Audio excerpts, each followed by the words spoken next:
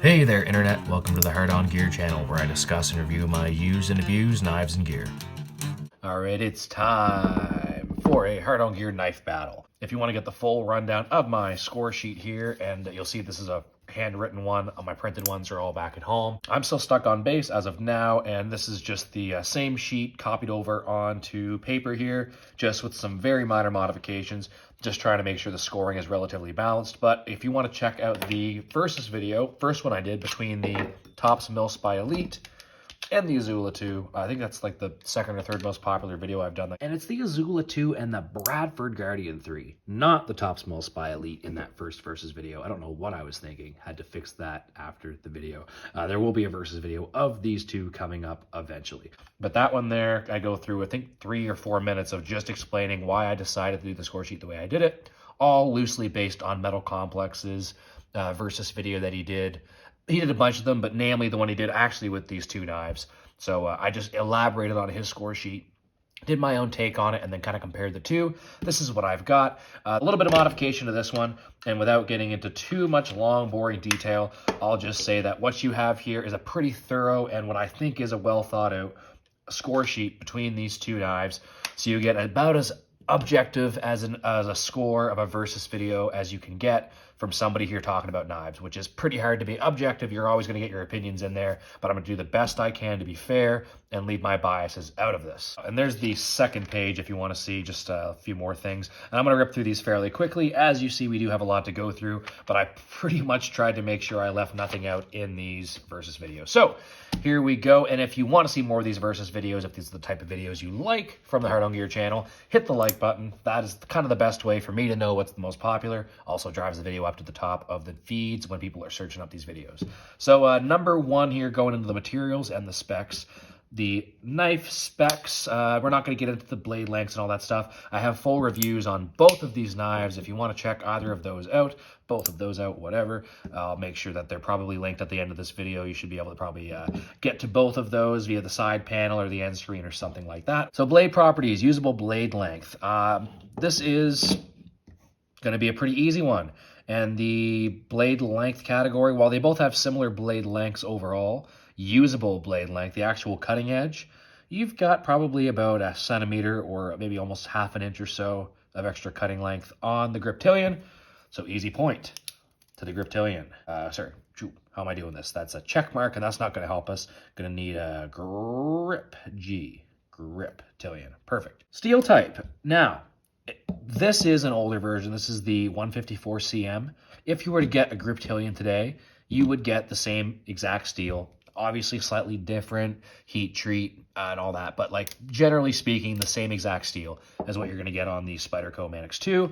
Both of these knives, both of these knife companies, all their baseline stuff nowadays comes in that S30V. So for steel type, that's a tie. Blade, grind, and edge geometry. Very interesting here. And I should have mentioned from the beginning, as I've got on the sheet, this is the sheep's foot variant of the Griptilian. So an even better comparison for the Spyderco, as the sheep's foot Griptilian does have this hole for opening as opposed to the thumb studs, like you'll see here on the Benchmade Super Freak. Most of the Griptilian studs that you see are going to be very similar to that, maybe a little bit smaller. But that's your general idea, the difference between the drop point and Tanto version versus this sheep's foot version. Spear point, or sorry, the hole versus the thumb studs. But as far as the blade goes, what you've got here is a high saber grind, high saber flat grind. It's not a full flat. This is a full flat grind. The difference being this is the single bevel transition down to that secondary bevel. So as far as the blade grind, and this is where it's hard for me to be completely objective because it comes down to opinions and what your experience is and what your purpose is behind these knives, which is what another one of these this categories are for. We're going to get into each one of these purposes of use. Will have their own little score. They're very similar. They've got different grinds, different geometry, but they're kind of accomplishing the same thing. As far as which one's kind of better executed, I gotta say, I think the Manix 2 to me is a little bit blockier. It's a little bit less cutting edge. The overall shape and performance of this thing, the sheep's foot that you've got here, gives you a little bit extra cutting edge. And as you transition through the end of a cut, it's kind of nice with the Spydercos how they do kind of hang up at the end, or not hang up, but kind of you get some nice sharp finishing with your cuts because of that sharp pointy leaf-shaped blade. With this, I don't know if it's gonna be quite as almost like I guess the best thing to say is this is maybe more like a worn cliff as you're finishing your cuts, as opposed to something like this, which feels more conventional and you continue to slice through. So I don't know, maybe for cleaning animals or for doing a lot of say traditional knife tasks, this is better of a blade shape, whereas this is a little bit more of a modern EDC blade shape for a lot of things. And I'll touch back on that when we get to some of the different topics on this, but yeah, it's a tricky one. I'm going to give the overall blade grind and edge geometry to the Griptilian on this one. It's a more complex design, but I do think that you're going to get a lot of maybe better utility out of the edge geometry, as opposed to this, which I love the Manix 2, but it is a little bit linear in its design, if that makes any sense to you, or if that's agreeable. And if not, like most of this stuff, down in the comments, feel free to let me know if you disagree or agree, or you think I'm out to lunch at all this Benchmade versus Spyderco stuff. Another point for the Griptilian too. So yeah, sliciness, we're going to have to go to the Benchmade again. And I could sit here and do a test with each of these or different one of these materials and, you know, test the handle ergonomics over the course of 20 cuts to see where hot spots show up or when they show up. I could do different blade edge retention tests and sliciness tests. We'd be here all day. This would be a 2-hour video and I'd be editing for a week. So we're going to just go based on my experience with these knives. And if you have a problem with that, then I guess, yeah, comment down below and tell me what you think I should be doing different with these. Not to say I'm going to do it, but I will take the suggestions at least with a grain of salt. But if you are talking about sliciness, this is a slicey knife. Spydercos in general tend to be slicey knives. The other thing I've got written here is blade stock to edge thickness ratio, which more or less doesn't entirely dictate how slicey a knife is, but it's got a lot to do with it. Both of these knives are around the same thickness at the blade stock, although you can see the Manix 2 gets a lot thinner out towards the tip. It's just going to be way thinner behind the edge, especially towards the whole bottom of this. If you're getting through thicker material, it gets pretty thick on this leaf-shaped blade once you start to get through material if you're going to be cutting in something thicker. This here should push material through either side a little bit better and up over the end of that blade. Theoretically, hypothetically, we're giving sliciness to the Griptilian. I know the result of Metal Complex's video, the Griptilian versus Manix 2, I'm going to see. It's going to be interesting if mine turns out to be the same or if we end up with different answers based on our scoring system. So that'll be neat. Make sure you go check his video out after this one. Okay, durability, toughness. I don't know if this, as much as it is a solid knife, it feels cheaper. It's a little more plastic.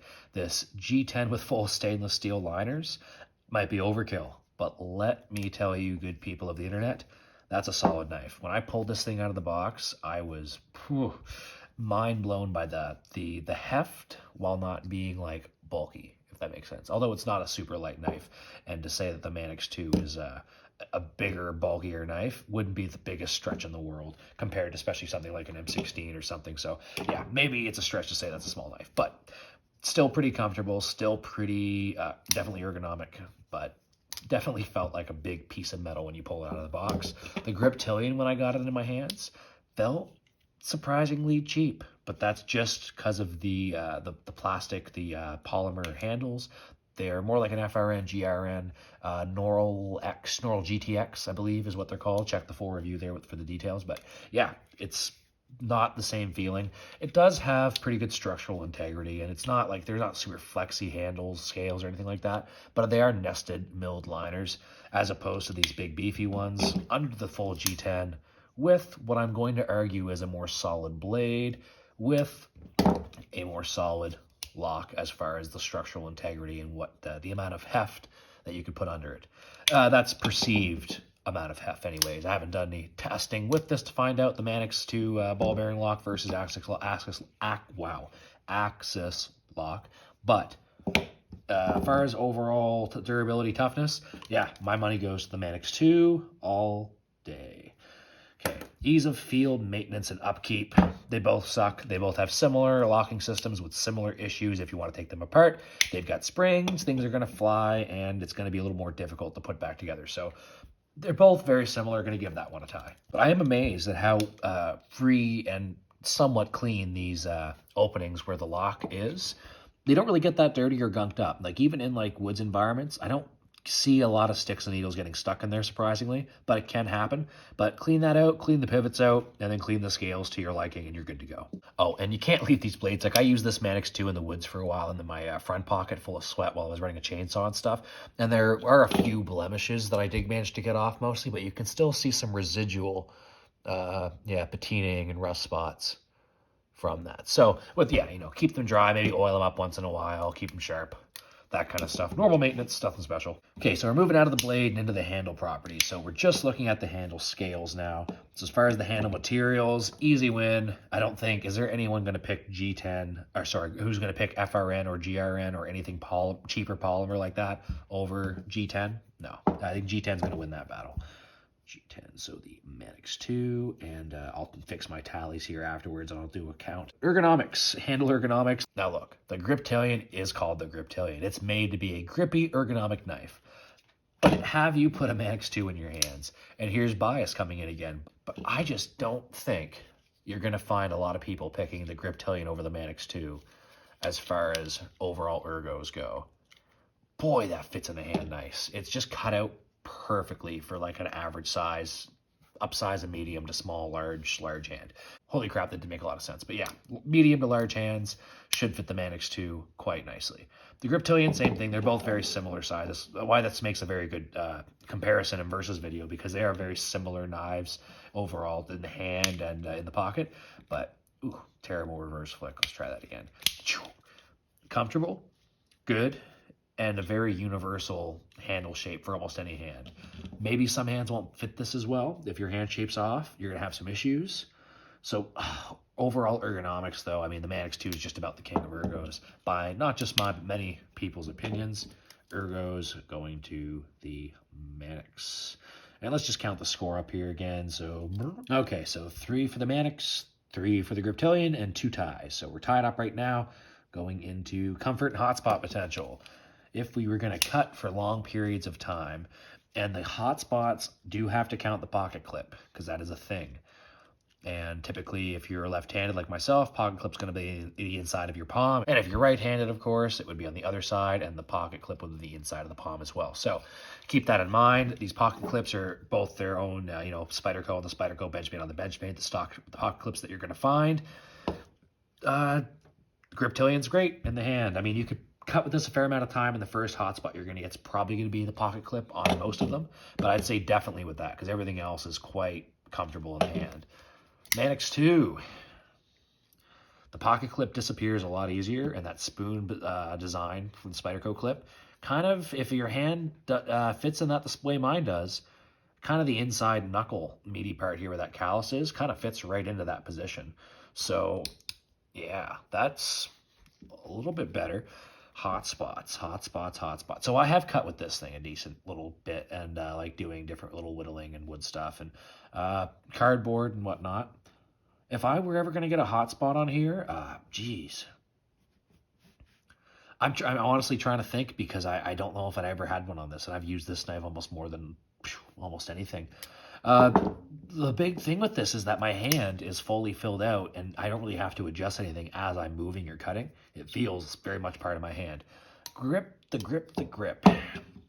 Grippy. Feels good, but there's a little bit of give. Like, there's a little bit of lateral movement. Whereas if I'm twisting and moving, I could see this maybe turning in my hand a little bit. I don't think it's possible while I'm cutting for the Manix 2 to move out of this position in my hand. All right, comfort, hotspot potential. I think based on that and the fact that I don't have to move it around and that I've used it and never had the hotspots, Manix 2. All right, overall shape and design of the handle scale. So design, we're talking about like not so much the looks, because we'll get to the looks, but the actual design, the structural integrity, overall, what's the better executed handle scale, including the grip texture and all that. Well, the Manix 2's texture is phenomenal. It's this kind of like medium density, medium grit, or whatever you want to call it, G10. Very nice. Jimping on the stainless steel liners pretty much on almost every surface of this. But the actual G10 itself, I never really thought about this, but no, there's no jimping at all on the G10, which is interesting, because, I've never thought about it. It's all in the liners and on the blade. with the Griptilian. You've got jimping on just about everything. The stainless steel liners where they come out, the nested liners, of course, where they come out. The G10 itself's got lots of grip and lots of grip on the sides.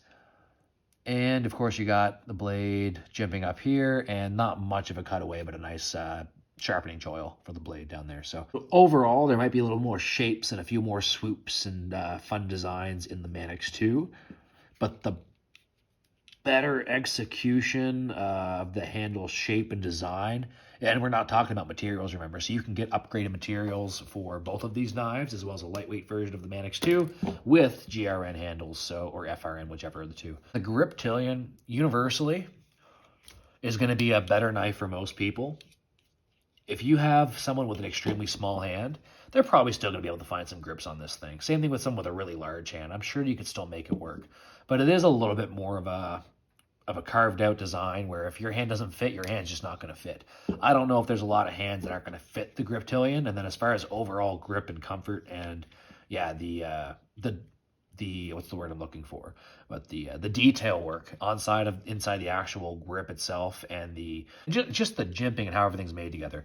The handle scales are great on this, but it's not what makes the Manix 2 great. The way the stainless steel liners work as part of the overall grip and jimping of it, that's more of a factor than the actual handle scale. So yeah, going way deeper into this than I really need to, but the handle scale, overall shape and design going to the Griptilian. And you know what I just realized? So we're still tied here at 4 and 4. And like I've done in my previous videos, I'm just going to kind of go through and do a bunch of categories. And then probably at the end or partway through, I'll kind of tally a bunch up when I want to. But I don't want you guys getting the impression that I'm trying to fix this in a way so that it's kind of close or competitive. It just happens to be working out like this. So just for the sake of full transparency and trying to make this seem a little bit more of a surprise, because I'm kind of blown away that it's tied right now, it's because my other ones have gone pretty landslided through some of the categories. So for the lock, Manix 2's ball bearing lock, Spyderco's little design, you could maybe almost say it might be a spin on the Axis lock from Benchmade. Both locks are great. Axis lock is much of the reason Benchmade is as popular as it is today. But I've said this in previous videos, and I don't know if there's really much debate to be had. And the other versus video I done with the Manix 2 was the Benchmade 940-2 version of the Manix 2. And I'm just remembering the same exact conversation coming up. And to not beat a dead horse too much, we'll just say the Manix 2 is going to win because it's got a sturdier system, a much thicker and more reliable spring, which is the single coil spring, versus the two itty-bitty little Omega springs wrapped around that Axis lock on the inside of there. So locking system, while they're both great, ball bearing lock's going to win overall. Although you could say ease of use and fidget factor and all that stuff plays into it. But this is the Hard On Gear channel, not the we like to play with fidgety pretty knives channel, even though we like to do that too sometimes. So case in point here with the oh so beautiful Tor Anaconda, which you will always find me fidgeting with. So yeah, fidgeting's fun, but it's not the top priority. Oh, and I just screwed up my own scoring system because there's no asterisk next to that. That's just the category. Should be a colon next to that and that. But yeah, obviously you can see I just did this in a hurry. So heat lock, ease of use. Ease of use wise, I gotta get to the Axis lock. It's just from out of the box, the Manix 2, that ball bearing lock was stiff. It took days, if not weeks, to fully break in. Actually, it took weeks, if not months, to fully break in. The first week, man, my finger and thumb were sore. I had to switch hands. And second or third day of having this, I had to exclusively use my offhand because my left hand was, yeah, pretty sore. Right off the bat, pretty smooth with the Axis locks, and they only break in better. Ease of use goes to the Benchmade Griptilian. Safety and security, lock, D10, all that stuff, Spyderco. Yeah, the grips are great, and Benchmade's great, but a little bit more loose. I mean, the freaking Super Freak here, super loosey-goosey. I mean, I could tighten that pivot up more, but this thing is just running smooth right now, so I don't really want to touch it. Griptilian, not quite as much. If I really give it to you, you can see that it'll open, but I'm pretty sure I can do the same with the Manix 2. Oh, a little bit harder.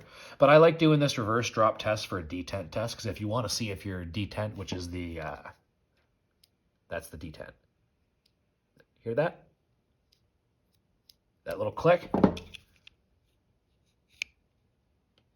Okay, no click on this, but right there. that's the detent.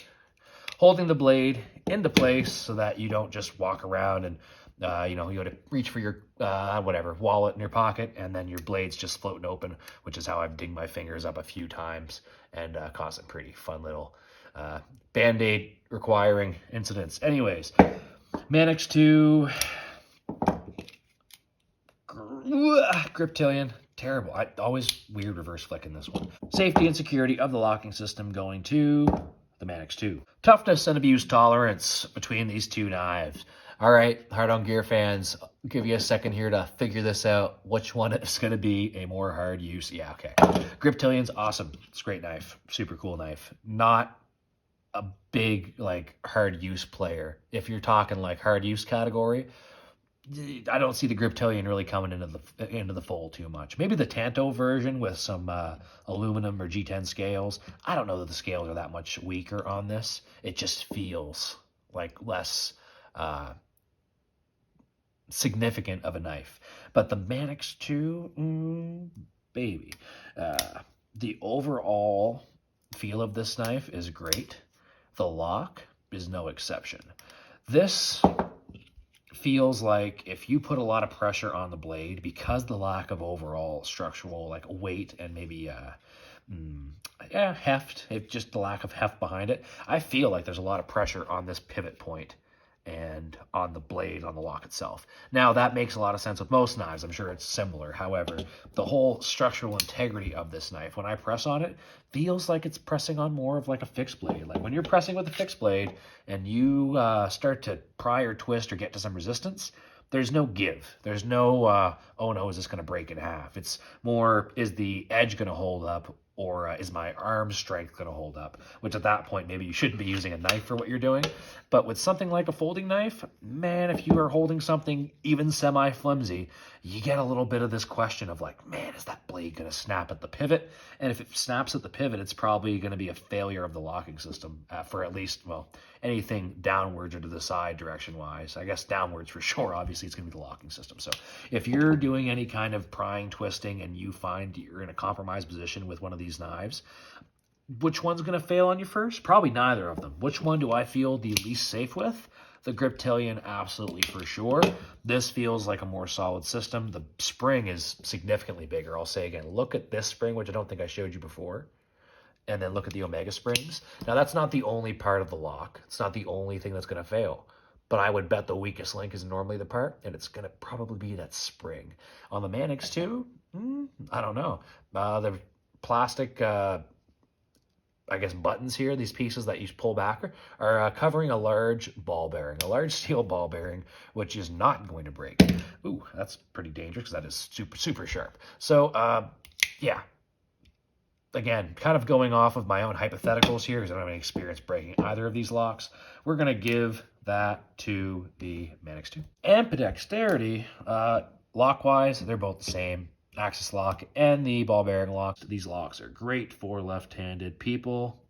That's a tie. Pocket clips, just the stock ones that are on the knives here now. We have the spoon clip from Spyderco, and this is just the standard universal Benchmade clip.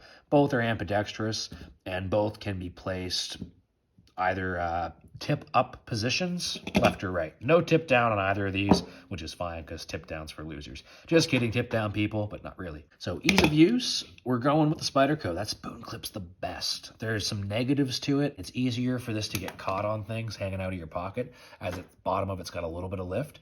So I have been in the woods and have got this caught on paracord, whether I was working around a tent or around some of my own gear, or even on some small twigs or something. It's rare, but it can happen. This is a little bit tighter to the pocket, probably less likely, but a little bit harder to extract. There is no missing this pocket clip, and when you go to put this into your pocket, it's not like a cold steel clip where it does have a lift, but that thing is so tight, you really almost need two hands a lot of the time to get a cold steel pocket clip onto your pocket. You can loosen them up and shave down the scales and all this stuff. But anyways, with these spoon clips, they just pop right in, and that slides over the hem of the pocket so well. Easy to use, easier than any pocket clip I've ever used. Pocket clip, ease of use, Manix 2. Security, and as there's a pro to most cons and a con to many pros, The Griptilian is going to win this one because while this one's easier to use, this one is more secure because it doesn't slip out as easily. Security goes to the Griptilian. Dichotomy of pocket clips. Quality and durability of the pocket clip. So this one here is a secondhand knife. You can see that's had a lot of use and seems to be no worse for wear. The Manix 2 here, I did lose a screw a while back, probably close to a year ago on that thing. So there's a random Spyderco screw kicking around somewheres amongst my stuff, I bet you. Might be somewheres on the floor of my old office. I have no idea. But seems to be holding up just fine even with the 2 screws. You can get replacements, obviously, from Spyderco or probably just generic aftermarket ones off-brand. But no issues with either of these. Overall, I can't really say one's tougher or more durable than the other. Both seem to be made of a pretty good quality, like steel or aluminum. I don't really, or not aluminum, but some kind of a nice stainless steel pocket clip. Can't really pass any judgment on either of them, so we're going to give that a quality durability tie. And options, placement, aftermarket models, and all that stuff. Again, tie, not just the knives, but these knife companies have so many different, their own options. They typically have some different variations, but the aftermarket options for deep carry clips and all that kind of stuff's amazing. With this one here, I should say, as far as the clips on the stock models themselves, you're getting a deep carry clip on this grip, which I do believe is standard amongst grips, and the standard non-deep carry on the Spyderco. So maybe that matters to you. To me, I'm not even that big of a deep carry fan. I like to have a little bit of extra grip on my knives that I'm going to grab them out of my pocket. I've had deep carries on my Spydercos, and I'm like, I end up putting these back on anyway. So yeah, that's just something else to mention. And as always, if I'm wrong on any of this stuff, and this isn't the stock pocket clip that comes on this Griptilian, let me know down in the comments. The thing with trying to do anything thorough is you are always more likely to be wrong because there's more stuff you have to get right. Moving through things now, we got ties on there. Overall ambidexterity for both of these knives, they're the same on everything, ambidextrous in every way. Pocket clips interchangeable, so yeah, we're going to give that a tie for specific features and interchangeable use. Booyah, ties and ties. So we're on to page 2. So let's just tally the rest of these up. I'm going to give you a quick page 1. I don't know why I took those off there. I'm going to give you a quick page 1. Oh, don't do that on camera. This is a family show, kind of. Good Lord. All right, going to tally this and I'll be right back. Okay, this is super close, actually. Super awesome. Love when it works out like this because the other 2 ones it did not. So, by the way, forestry dot tally. Just so you know what this is, I explained this in my first versus video, the Bradford Guardian 3 and Azula 2 one. This is a forestry dot tally. That's 7, 6, 7. All that is an easy way to tally in the woods. 1, 2, 3, 4, 5, 6, 7, 8, 9, 10. Got it? Easy enough. So 1, 2, 3, 4, 5, 6, 7. 1, 2, 3, 4, 5, 6, 7. Easy enough. So 7 for the Manix 2, 6 for the Griptilian, and there's 7 tied categories right now. So Manix is up by 1 after page 1 complete. On to page 2. Let's finish this bad boy out. We're just going to rip that out of there and make this easier for me. So number 2, we're out of the materials and specs, which was all that first page. Huge category. Okay, so now to talk about the different functions that you could have these knives in. So as a main EDC Gear, primary, cardboard, paper, letter opener, cutter, all that stuff. If we're going to try and talk as objectively as possible in a subjective versus video like this, I'm going to say that the Griptilian is going to win that battle. It's a little bit lighter, actually probably about 2 ounces lighter. This is about 5 ounces, it's 5.1 or so. This is closer to 3, yeah. And you can certainly do as much, if not more, cutting with this blade as the Manix 2. So, yeah, I guess overall as the main EDC knife, which one's going to do more with less? Yeah, probably the Griptilian, as much or more slicing with less weight, but a little bit more girth. God, Manix 2 is a little bit thinner in the pocket. Oh, man, I don't know. Pros and cons to both. We got to give this one a tie. I know I was leaning towards grip, but then as soon as I look at the Manix 2 again, I think, but it's thinner. And when you're doing EDC stuff, this has got one of the best EDC grips for fine work with that forward choked up finger choil. And even in the main grip, like, it's just EDC-wise. It's so beautiful. This is made for EDC cutting.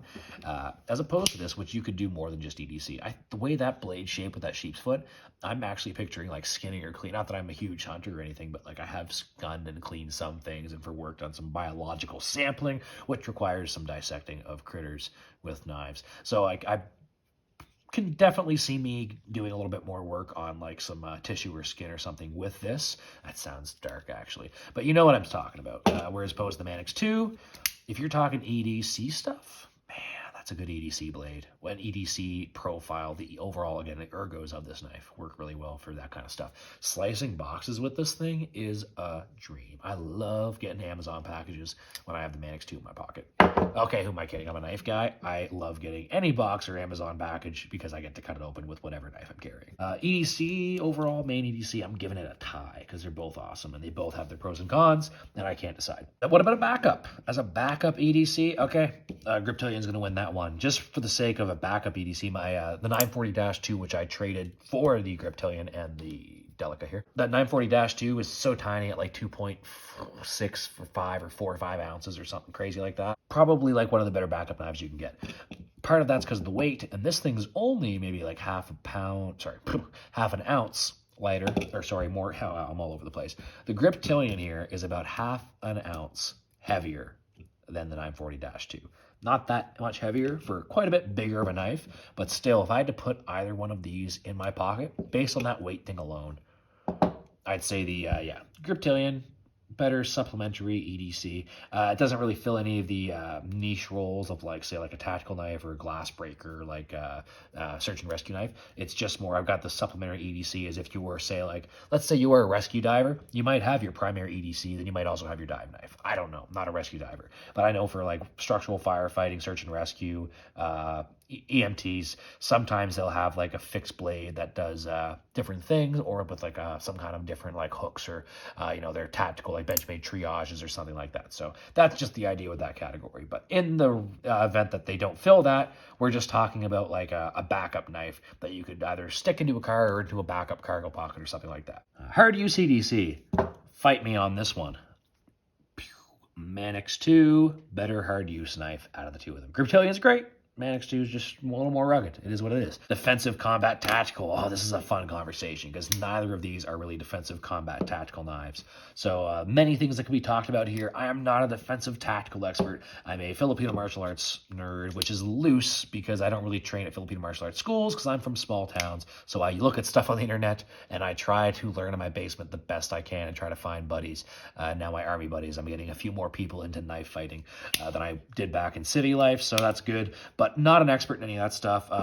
10 years of jiu-jitsu, but I'm like one of those blue belts who should go to class more. A little bit of Muay Thai, that kind of stuff. Very into combatives and the theory and psychology behind fighting and all that stuff. I'm a newbie to the military, spent like about a decade running around the woods and forestry, wildfire, wildlife stuff, but the tactical military combat stuff's not my forte. Brand new to it, infantry and training, so yeah, keep all that in mind. But out of the two of these, based on the finger protection of the Griptilian right off the bat, that's one of the first things I like. You definitely have a nice finger guard here for the grip, but you are almost never gonna penetrate and have your fingers slide up over the blade and slice your hand open, which is one of the bigger concerns stabbing with a knife, because a lot of knives aren't made in a way that they're going to really prevent your fingers from sliding over. And what's a good example from what I have here? Not a lot, because I really do enjoy finger protection. So yeah, you can see flippers, most flipper knives, the flipper doubles up as a finger guard. I don't really have anything. Maybe, no, nothing. Nope, they've all got finger protection. Oh, here we go. We have a Mora. And Moras are some of the best fixed blades you're ever going to find, but lack of finger protection on most of their models is one of the big things why this would not make a great fighting knife. I'm going to do a whole video on, in my opinion anyways, what would make a good fighting knife, what would not. We'll do that one sometime in the coming weeks. This one's going to the Manix 2. The grip's great. The deployment, both of them is awesome. Spyderco's hole is known for having excellent deployment, and this Griptilian hole has kind of modeled it, and it's pretty good. It's not as big, it's not as easy to hit, and it just doesn't have the same snap as that Spyderco does. Easier to deploy, easier to pull out of the pocket in a hurry, which is very friggin' important with a folding knife, because almost anyone will tell you, pretty much anybody with a brain, fixed blades are quicker. We've got satin finish blades on both. If you want them to be tactical, they should be totally blacked out, more than likely, or matching whatever environment you're going to be in for the color combination, whatever. If you wanted to talk about these two as far as fighting knives, that's a whole different conversation. I'll probably do a whole different video on that. But ease of deployment, important. The Spidey hole probably is going to win that battle, even though this I don't want to say replica, but this hole that is also similar to a Spyderco round hole is very good from Benchmade, but it's not as good. You can deploy with the axis lock, but under a stressful situation, maybe going for something like that's a good way to drop your knife if you needed to get it in a hurry. Fixed blades are almost always going to be your better option in those situations, because in a panic, your motor skills go away. You can scrab and stab if you need to against, again, an animal or like whatever. It doesn't necessarily need to be a person. We don't need to get all violent, but hypothetically, if you had to pull something out, you don't want to risk fumbling on that deployment, and yeah, worst case scenario, you don't make it out of that situation. So if you had to use a folder, which one of these two is going to be better?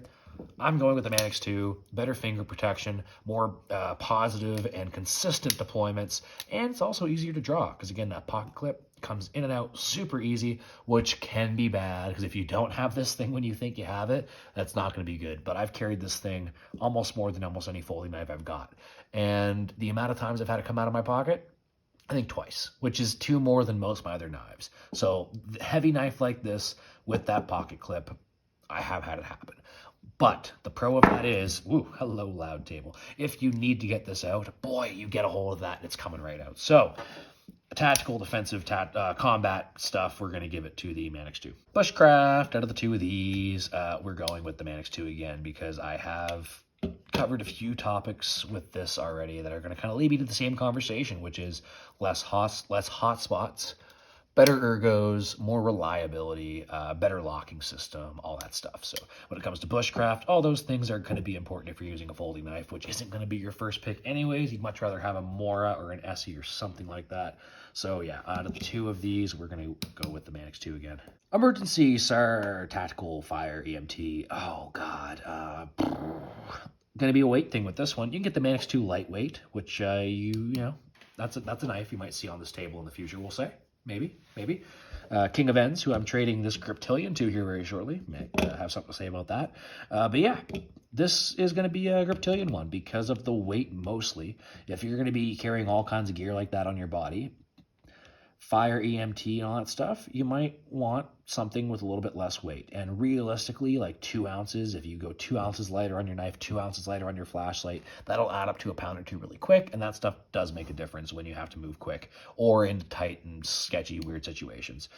As far as if you had to cut seat belts or anything else, cut some clothing away from a person, you probably want a different knife than this. That point is going to be maybe a little hazardous to whoever you're trying to help.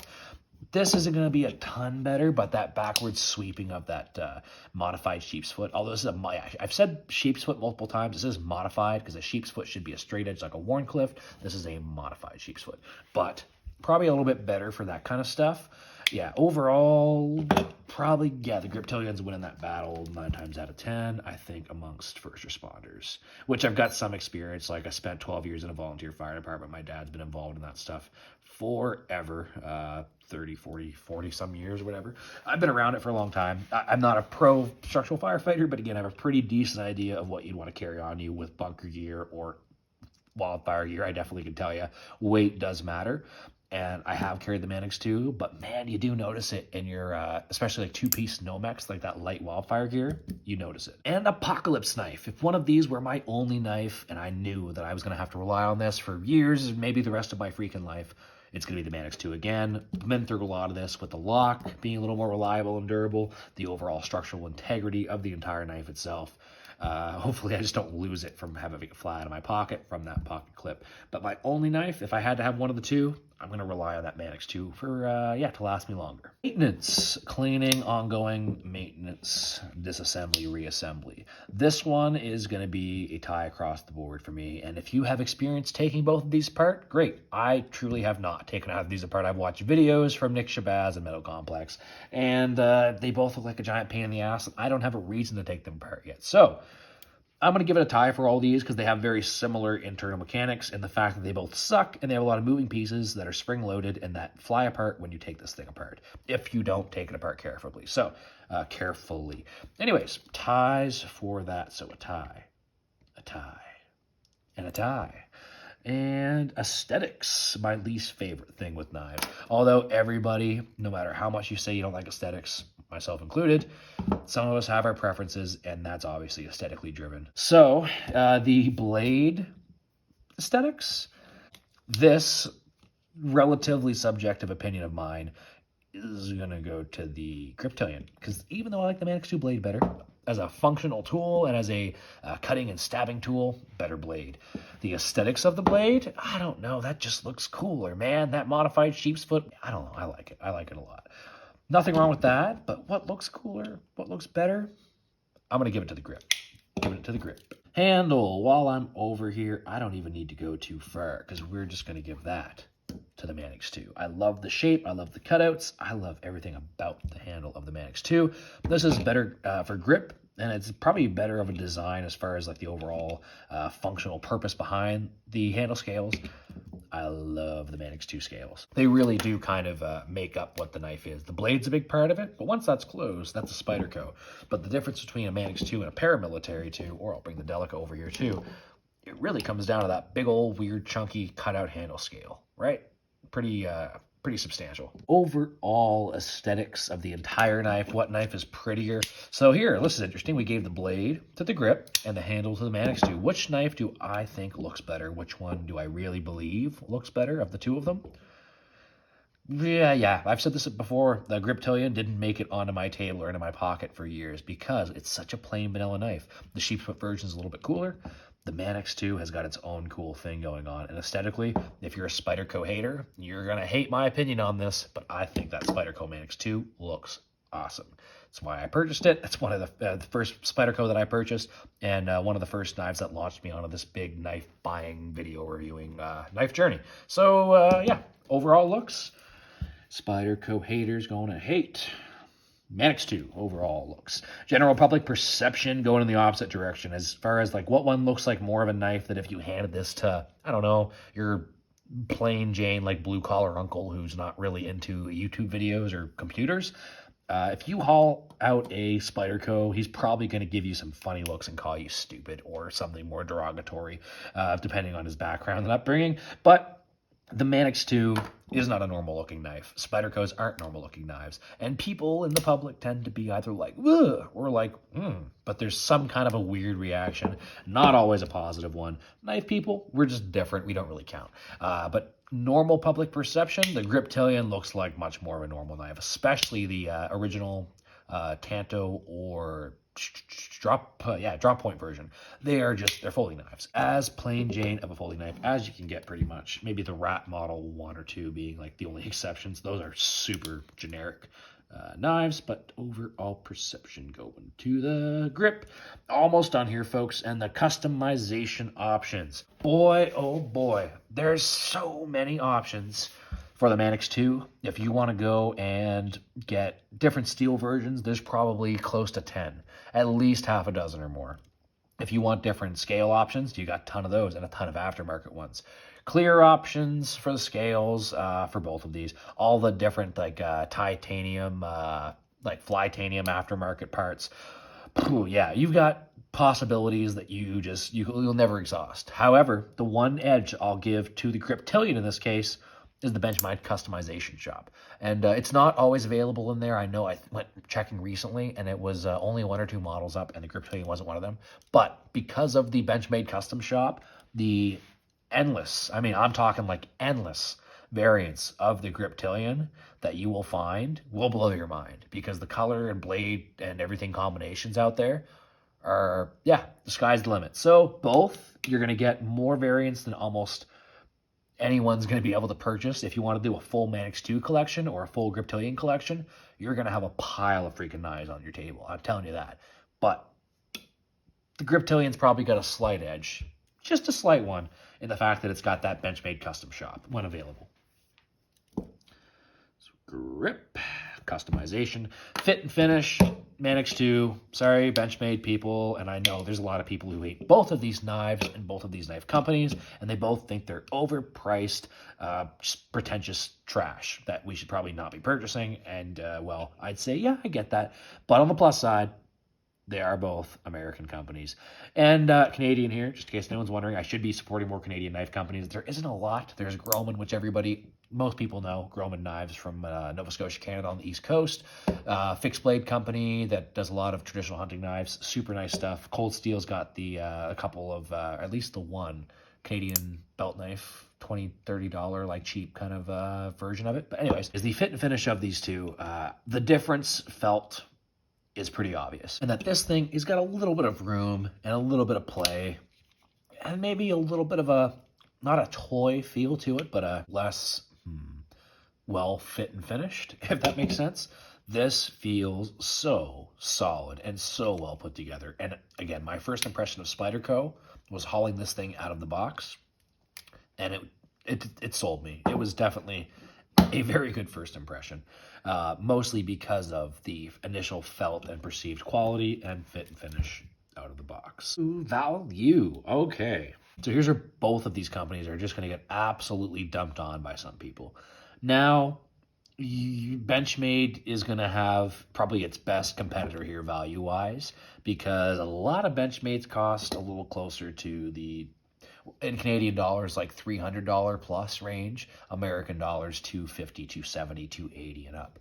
Now, the Griptilian is about half that, and you can get this for about $140, $50 Canadian, or closer to $100, a little bit more than that, maybe $120, $130 American. So you can get more expensive versions, but the baseline version with S30V or the old one here with 154 CM, about that price, which is a better bang for your buck if it's got like similar handle materials, maybe not G10, but we'll say like similar handle materials with the same blade material. In this rare exception, the edge is probably going to go to Benchmade, because Benchmade typically loses because of that infamous butterfly tax. But it doesn't seem to apply to the Griptilians. So the Manix 2 coming in at around $50 more, roughly, than the Griptilian. Feel some quality difference in this, I do find at least. But price for materials, best bang for your buck. If somebody said, well, I've got like a limited budget, I don't want to spend more than I have to, and like how much more am I going to get for how much more I'm going to spend, I'm probably just going to send them towards the Griptilian for the cost difference, unless they have a really specific reason why they might want the Spyderco. So we give that one to the Griptilian, and worth the money ass. So not even comparing them, it's like when you haul this knife out and you say, oh, okay, and I'm talking Canadian dollars here, $150 knife. Yeah, I see it. But when I say that, I also see how they could maybe spruce up their handle scale game a little bit. And again, upgraded versions available for more money. But base model with this Normal GTX stuff, yeah, I don't know. It's like, maybe give me a little more. But again, this is a cheaper Benchmade. So if they're going to give you an under $200 Benchmade, that's probably the compromise you're getting. Now you're paying more. But like if I'm, again, hauling this out and saying $200 knife, yeah. And by the way, if I haven't mentioned it yet, hauling this out of the box, mind blown with the perceived value. So, yeah, worth the money asked. Out of the two of these, I did not feel like the Griptilian was overwhelming or really that impressive when I grabbed it. It was much more of like, okay, this is the grip. I totally get it. I see why people like it, and now I know. Whereas the Manix 2 was like, so worth the money asked. Biases here, but can't take them all out. And the last of the many categories that we're looking at, we're talking warranty and customer service. If you have experience with both of these companies in the warranty department or customer service department, I would love to have your comments down below. And if you haven't hit the like button yet too, that's super cool. Would appreciate that. Or dislike if you don't like it. Feel free to hit that one too. I never say that, but that's pretty obvious, I think. People never have a problem finding the dislike button if they want to. The two knives on the table here have similar warranties. Benchmade and Spyderco, limited lifetime warranties where you can essentially replace these knives for any manufacturer error, defect, whatever. If you do something stupid like throw them or use them as fixed blades, batoning them, or using them as steps to try and climb trees, Benchmade and or Spyderco will probably tell you to fly a kite because you are stupid and you should not do that with their knives. They'll probably word it nicer than that, but if they don't, then you probably get what you deserve. But I do a lot of dumb stuff with my knives too, and I know personally I'm not going to disclose the stuff that I do on these videos with these knives, which I do, and then go and try to get a replacement for one of these knives when they break, because it's going to be my fault. So bearing that in mind, I don't really know if there's a way to separate the two of them, because from what you can tell on the details, loosely kind of worded on the site, you get a like the Life Sharp guarantee from Benchmade.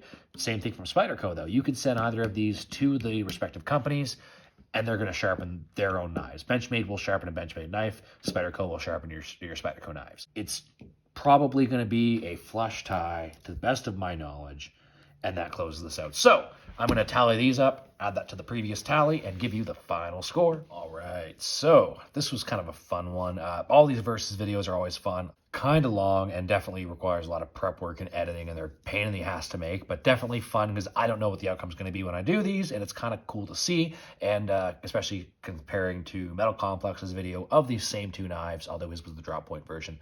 It's pretty neat to see the differences and what we came up with. Different categories are going to dictate that, and of course our experiences. But for this Manix 2 versus Griptilian hard-on gear versus video, the winner by a relatively narrow margin and running away with it at the end is the Manix 2 with 15 points compared to the Griptilian's 12 and 12 ties, because what makes this a great versus video, and the reason why I'm sure Metal Complex did it, and the reason why I did it, they're two very similar knives in so many ways, especially the sheepsfoot version. They have a lot of similarities and a lot of carryover in the pros of why anyone would want to purchase either of these knives. So it makes sense why they'd be close. I won't spoil you the winner for Metal Complex's video in case you want to go over and watch his. I will always kind of plug him because he is, well, he's one of the biggest knife channels now. He was, like 20,000, 30,000 only a couple of years ago, and now he's like, boom, 112. So good for him for being like one of the now top like 5 knife channels out there. Hopefully one of these days Hard On Gear channel can get up into the clouds with those cool fellows. But for now, the way to help me get there is to like these videos if you like them, comment on what you think could be improved or what you liked on here. Feel free to subscribe, turn the notification bell on, and check out all the other videos the Hard On Gear channel has to offer, including the reviews for both the Griptilian and the Manix 2. I apologize for the handwritten version of these score sheets. Typically there is the nice printed off version that I'd done up last year. I'll get back to those. This is eventually when I get my whole setup back, when I get back to normal life. For now, thanks for tuning into this one, and geez, I guess we'll see you on the next one, whether it's one of these versus videos or something else, on the Hard On Gear channel every Monday. And again, feel free to check those Tuesday hog pulls out. Thanks a lot, as always, for the support and all the good knife vibes out there. This is the Hard On Gear channel, signing off.